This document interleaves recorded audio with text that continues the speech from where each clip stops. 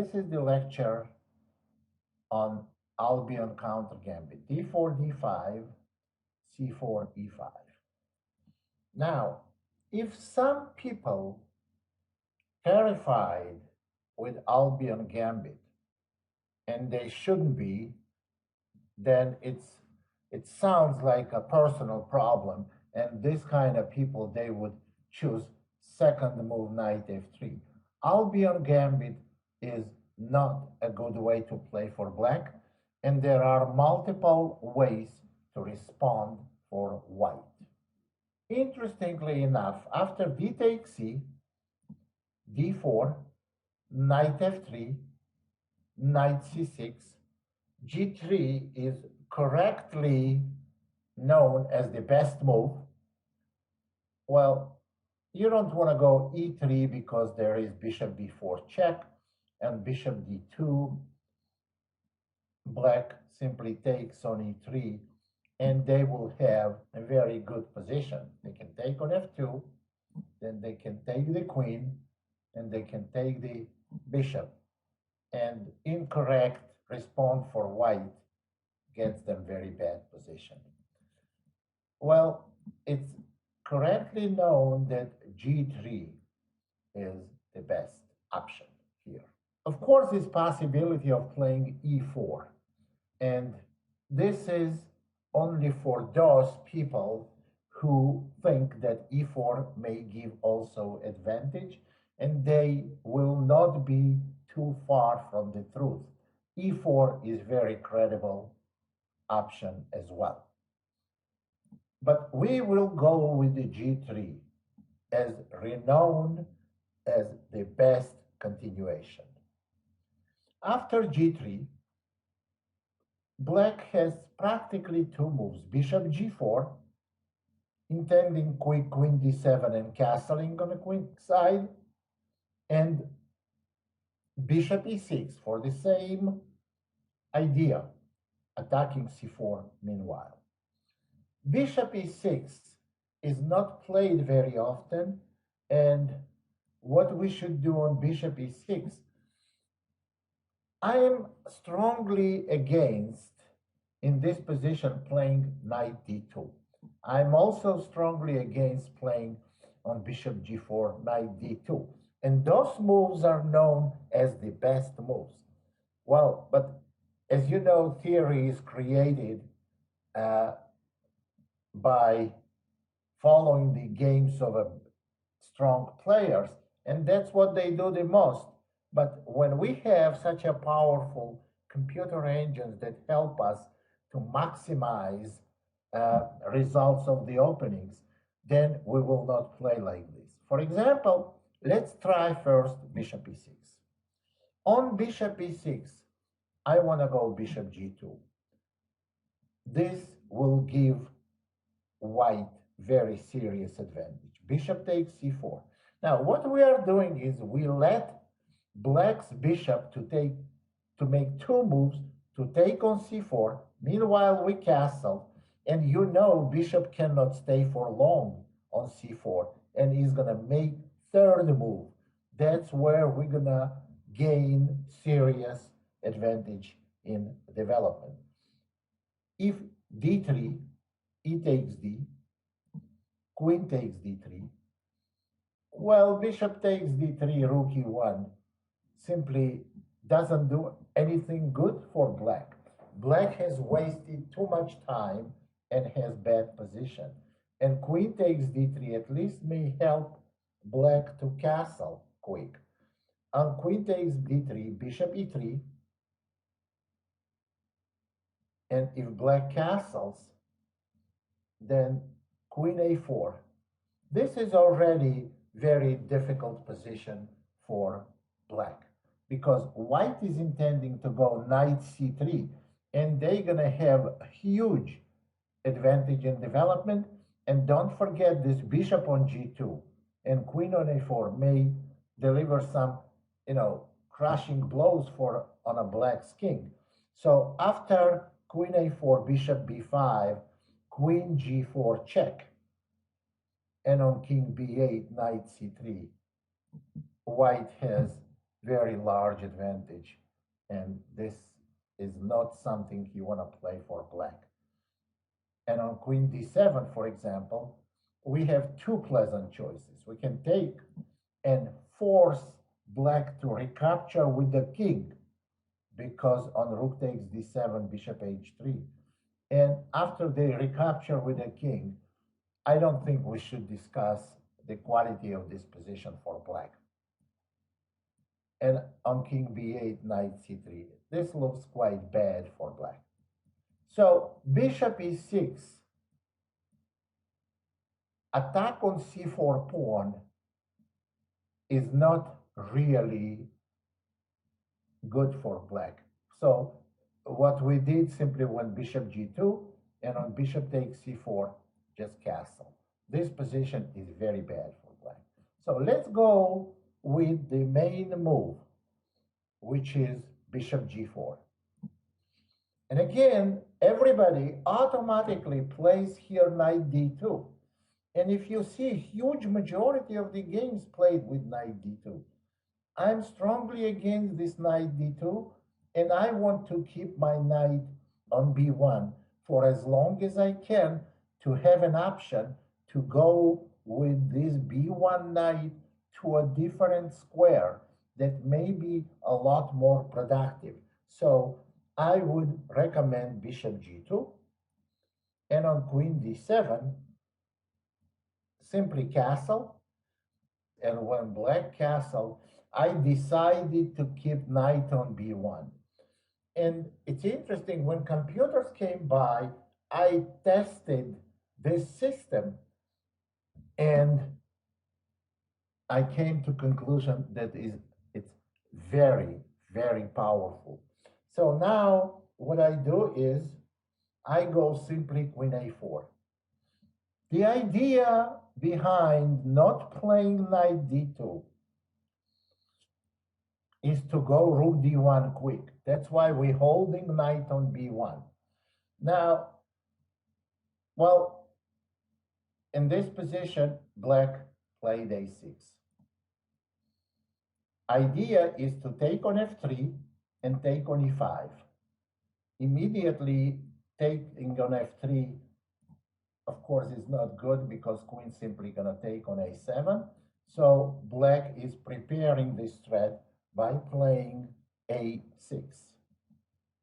Now we go rook d1. Well, bishop takes f3 is not something white should be afraid of, because we can take ef and the knight takes e5, queen b3. And this is not going to be very good for black. Not to mention that we can simply take on d7, and again, rook cannot recapture because of bishop h3. And any other way black recaptures, they're going to lose the d4 pawn. So in this position, bishop h3, and this is one of the credible options, e6. This is tempo winning move. Actually, this bishop h3 can be played even a move earlier. The response would be exactly the same, e6. What e6 move does is forcing black to take on e6 with the bishop. That's the only way to recapture on e6. If pawn takes, black loses a piece, and if queen takes, they also lose a piece after knight g5. So bishop has to take, and now rook d1, a6. Now we got this position with a6, bishop h3, or bishop h3 and a6, with these two move orders. And now we go knight c3. That's what we've been holding all this time, knight on b1.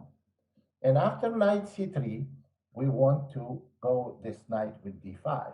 Knight f6, bishop g5, and black is experiencing very serious problem. Bishop e7, bishop takes f6, bishop takes f6, and knight d5. Now, this is already very, very difficult for black. White simply wants to go b4 and b5 and deliver the final blow to a black's king. In the game, opponent simply took a pawn, which is a losing option. Knight d4, queen a5, and knight takes c6 ends the game, because when queen takes, there is simply a mate, nothing short of a mate in two moves. Rook d7, bishop takes d7. So if this is a mate, actually white could have done the same thing by playing bishop h3 first, which wins the queen with next move knight takes c6 check. So there is no way black cannot take on d5. Then white wants to go b4. This is extremely difficult position. Any knight e5 will run into queen takes d7, followed by knight takes d4. There is no good option for black, and white has nearly winning position. Now, that's why I very strongly recommend not to play knight d2. It's like formula here. When they go bishop d4, immediately go knight d2. What knight d2 does, protects the knight on f3 that protects pawn on e5. And you don't play this opening simply hanging on the pawn on e5. You develop quickly. And when black gets pawn back, they will have a bad position. And actually, I have my own theory about black sacrificing pawn in the opening, in any opening. I have not seen pawn sacrifice for black that was any good ever in any opening. Well, if we want to put it in a primitive way, how can I explain it? Well, if I had to explain it very simple, here's what I would say. White starts the game with an extra tempo, so they likely to have a little advantage in development because they start first. When black gives a pawn quickly in very early stage, they are trying to catch up. Now, is the pawn in the opening worth catching up? And I have not seen any pawn sacrifice in early stage for black that would work the way they want, unless white makes mistakes. And this is the only way we can view it. Now, let's look at a couple of different options for black as well. So now, instead of going queen d7, suppose black goes knight e7. We castle, and now knight g6. This can be done also with bishop on c8. Now we can go queen a4, and on bishop c5, knight d2,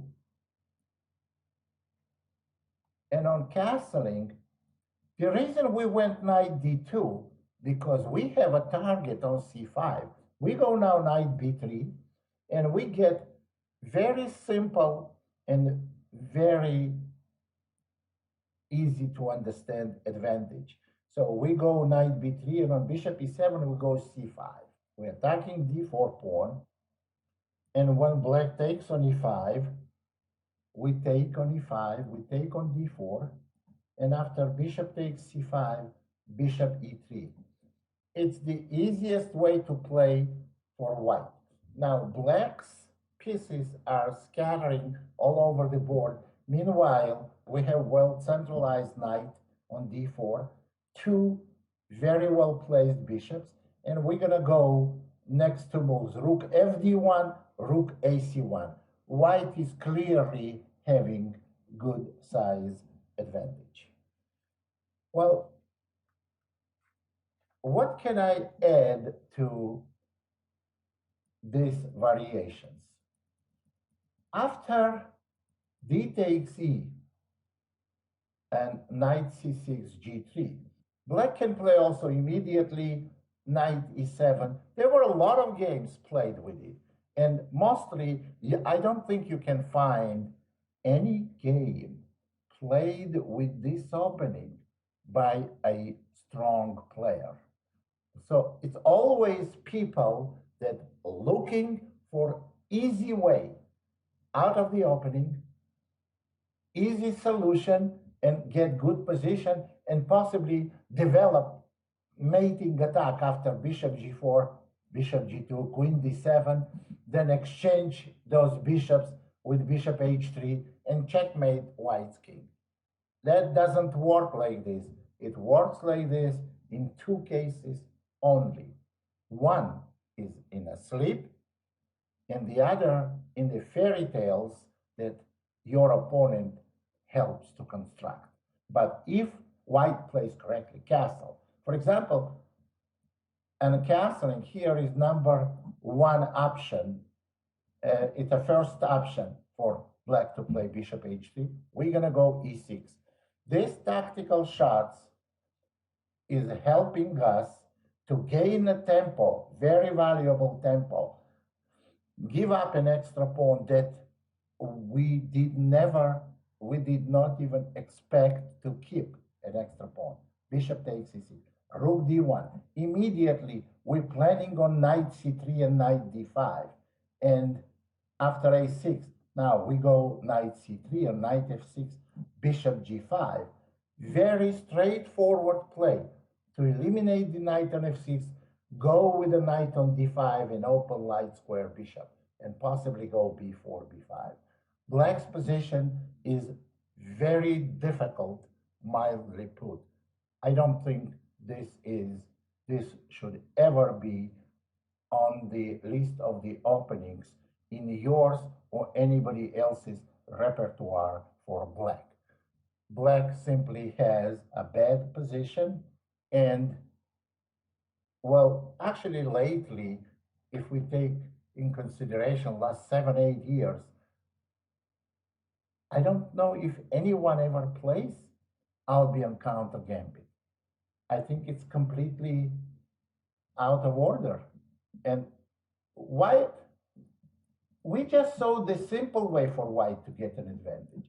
Of course, there are multiple different ways. Knight d2, that one was recommended by theory as the best continuation, it's still good. I don't think it's the best.